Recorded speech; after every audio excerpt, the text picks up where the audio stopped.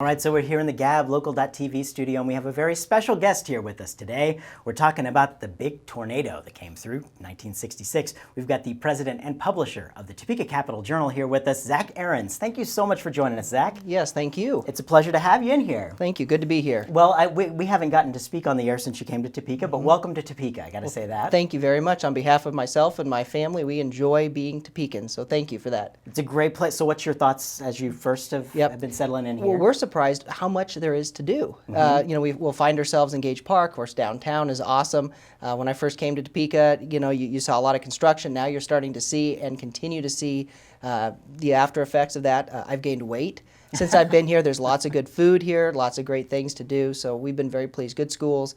We're happy. We're very happy. So many great things happening. It's a good time to be here in Topeka. Oh, absolutely, and it's fun to be where I'm at. We'll talk about the tornado here, but just the excitement that you have and that you see, and the growth.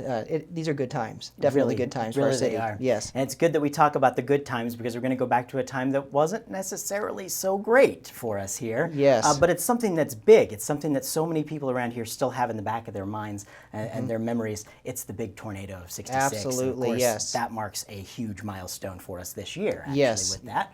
So we've got some really great ways to celebrate that and remember here with the Capital Journal. So tell us what's going on. Yeah, absolutely. So, we're really celebrating the indomitable spirit of Topekans, right, and in this area. And what's amazed me here in just the short time I've been here is everyone has a story to tell. And who better to tell it in our minds than us, because we can take sight and sound, and we can take all the different ingredients that we have of storytelling and putting it together in this culmination product that we're producing, this twist of fate. And this is over 100 pages. It really has the people's story. Twist of fate. Yes. Every pun intended. Every pun intended. We're wordsmiths, and we had some fun with it. But really what it does is it captures through photo, through really the curation of stories, through interviews that have been going on for months and months, to get it right and to try to tell that story in one publication. And we're inserting it into the Capital Journal for all of our home-delivered subscribers on Sunday, the June 5th. However, for those who want it earlier, we have a special event. We'll probably talk about that, I'm guessing, in a moment. Yeah. That'll tell us a little bit about that. Well, let's talk about that. Well, I'm glad you brought that up. Okay, great. So on Saturday, June 4th, we are hosting an event with our partners at Washburn University, bringing Bill Kurtis to town. Very exciting. And Mr. Kurtis has been extremely gracious from the beginning. He's one that you can tell still has a very soft place for this community. Obviously, launching his career with his famous, for God's sakes, take cover. Yeah. And just that warning that, as we look back kind of in hindsight, I believe saved a lot of lives. Just him being on it at that time and really has built his career. So that's exciting, having him come back, but also to celebrate where we are 50 years later as a community. I mean, when you think about it, there were some big decisions that were made after the tornado, right?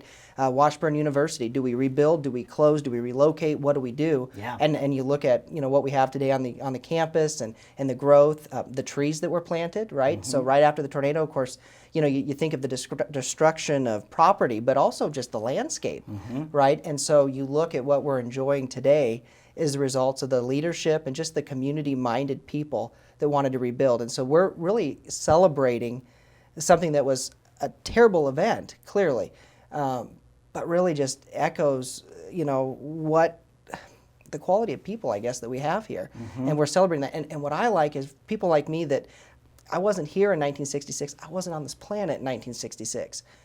But I'm the beneficiary of what was done. And so Bill Kurtis will come and help tell that story. Yeah. And so here's what we'll do. Over at the Alumni Center on the Washburn campus, we're having a VIP event that precedes the main program. Yeah. And we'll have an opportunity for people to mingle with old friends, with probably some Washburn alumni. We're finding that there are people, obviously, that were here in 1966 and have dispersed throughout the country that are talking about coming back. We've invited some people of notable interest here that will be here. And, of course, Bill Kurtis will be around just visiting with people, signing autographs. We'll be enjoying some good hors d'oeuvres and just good conversation of reflection.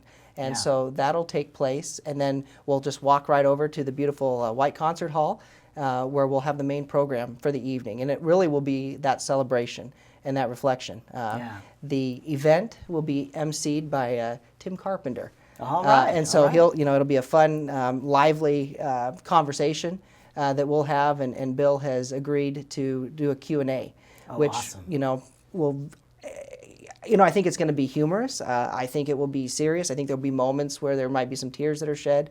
But just truly a good evening that we're really looking forward to, and really glad that our readers and our community will have a front row seat to this remembrance of this event 50 years ago. That's amazing. That's going to be a wonderful event. You're going to want to check that out at Washburn. I wanted to ask this question before we wrap it up. What's it been like for the staff who's been putting this thing together? They're going back and finding a lot of different stories, talking to a lot of people with passion about things that they've seen. What's it been like for them? Have they had any interesting takebacks? Well, I think as a whole, not speaking from them, but just kind of the evaluating it when they come back, is the discovery is people are telling the stories. So, they get to relive, again, vicariously through the people that are telling their stories, these experiences.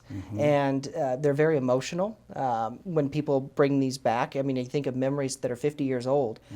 What's amazed me is grandchildren that are hearing, grandma and grandpa tell the story for the first time. Or even husbands and wives, spouses and relatives and friends and neighbors that are hearing details that, oh, I remember this or I remember that. So it's a time, I think, of positive reflection and consideration, as we look back. And part of what's helped is we know the rest of the story, right? Yeah. We know how this story of that night, that Wednesday night, June 8th, 1966, how it ends or how it continues today. Yeah. So that's really cool. That's why it's so important what you guys are doing to share the stories with the people who experienced the 66 tornado, so you can go back and have that piece, that 50-year piece. The Capital Journal is celebrating with our community through several different ways. Check it out at cjonline.com.